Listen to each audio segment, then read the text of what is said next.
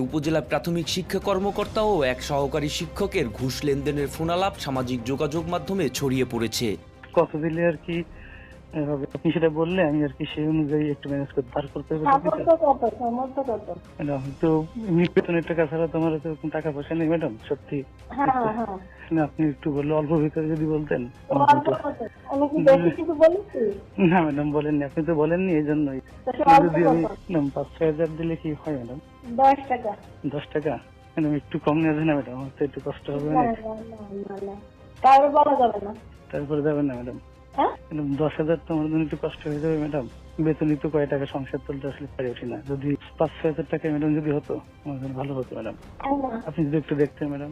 আমার ব্যাপারের বিষয় না। ঠিক আছে ম্যাডাম, তো আমি একটু ম্যানেজ করতে পারি। 10 হাজারই লাগবে ম্যাডাম, একটু কম যদি দেখতেন, একটু কনসিডার করতেন।